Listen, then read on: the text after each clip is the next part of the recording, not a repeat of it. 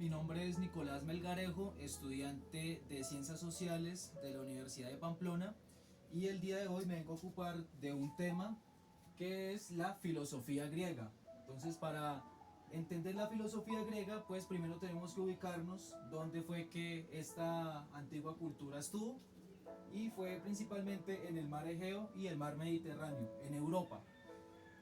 Bueno, entonces para entender el pensamiento de ellos, el inicio de su filosofía se basó en una filosofía cosmogónica, o sea, una serie de conocimientos, de reflexiones, de preguntas acerca de las causas y propiedades de la naturaleza.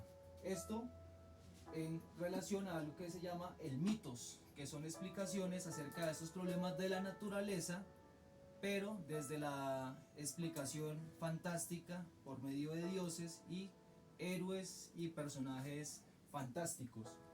Entonces estos filósofos acuñan un concepto que se llama el logos, que se asocia a la razón, a la lógica, y por eso en la primera parte encontramos algo que se conoce como la filosofía de los presocráticos, que entonces es una filosofía en base a la naturaleza.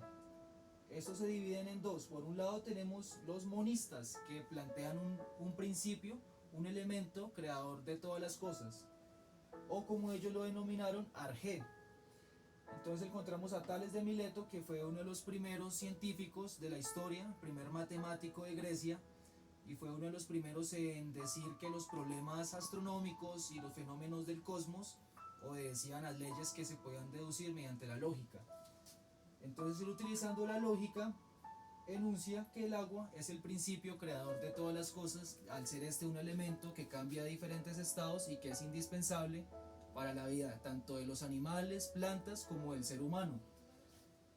Lo seguiría su discípulo Anaxímenes, formulando también un principio a partir de elementos naturales, pero para Anaxímenes era el aire, ya que ese se encontraba en todos los rincones, abarcaba la totalidad del espacio, era invisible y además cambiaba de estado.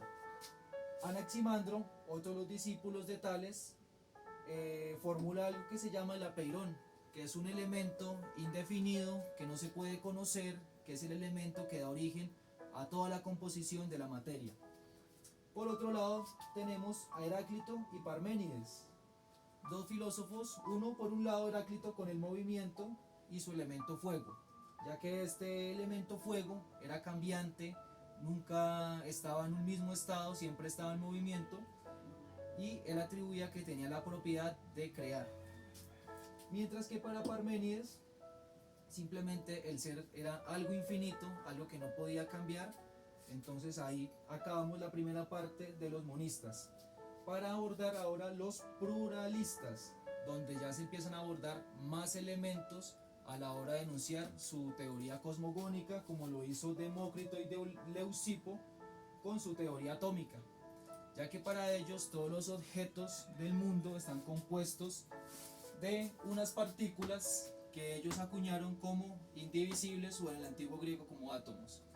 Lo sigue Empédocles, que habla que la composición de este mundo se da por la relación de dos fuerzas que unen y desunen a los cuatro elementos que conocemos: el aire, la tierra, el fuego y el agua.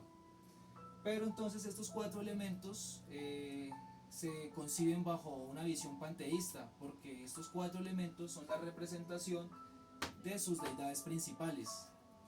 Entonces encontramos a Anaxágoras, que nos habla de que estos elementos son agrupados en algo que él llamó semillas, las cuales están ordenadas lógicamente por algo que se llama nous, un ente inteligente que va organizando todo el cosmos.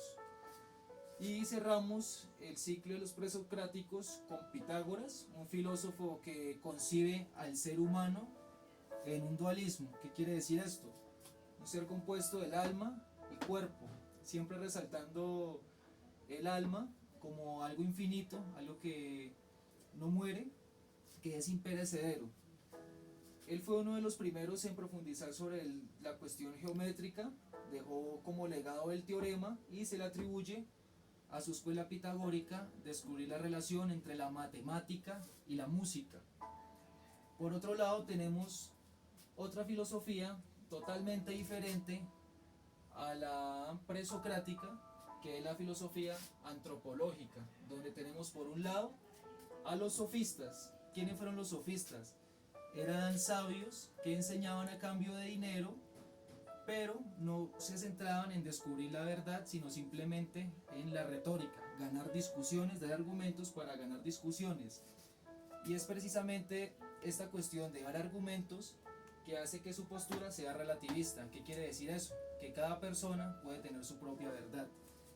Asimismo, ellos enuncian una diferenciación del mundo natural con algo que se llama physis y algo que se llama nomos para hablar de las leyes sociales. Entonces, estos dos sofistas, Protágoras y Hipias, adoptan este relativismo donde ellos afirman de que estas leyes, este estatus social crean diferencias entre los hombres, aun cuando estos al momento de nacer son iguales. Entonces el llamado de estos dos sofistas siempre es a la autarquía y a rebelarse contra las injusticias, ya que el criterio de estas leyes benefician a unos y terminan perjudicando a otros personajes de la sociedad. Bueno, por otro lado tenemos a Sócrates, que fue filósofo político ateniense, parte de la oligarquía ateniense y autor de la ética, o mejor dicho, el intelectualismo moral. Fue el primero en ocuparse de los problemas de la sociedad, pero de una forma más seria y buscando siempre la verdad. ¿Cómo? Mediante su método dialéctico que se llamó la mayéutica, porque para Sócrates el camino de la filosofía era buscar el conocimiento, ser un ciudadano de bien, ideas que continúa su discípulo Platón. Solo que Platón postula algo que se llama el idealismo. ¿Qué quiere decir esto? Que las ideas existen independientemente de los objetos de la materia, que existen en otro plano donde son infinitas, son imperecederas y están muy relacionadas con el alma. Y entonces en este orden de ideas, el mundo sensible, el mundo que nosotros vemos, sería simplemente ese reflejo, esa copia de ese mundo inteligible. Y por último cerramos el ciclo de la filosofía antropológica con Aristóteles, alguien que profundiza más en los asuntos de las costumbres, de la cultura. Y para este filósofo no basta simplemente con buscar el conocimiento, de ser virtuoso como afirman sus antecesores Platón y Sócrates, sino que es necesario este conocimiento aplicarse a los hábitos de la vida propia. Entonces hace un llamado a la reflexión, hace un llamado a la filosofía y llamar a dar buen ejemplo y ser un ciudadano ejemplar por medio de la reflexión.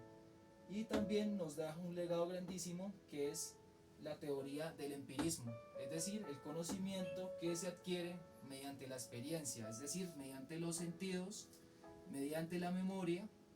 Esto da lugar a la experiencia y así la forma en la que nosotros conocemos, diferenciándose así de la filosofía idealista de su antecesor Platón. Gracias, esto ha sido todo.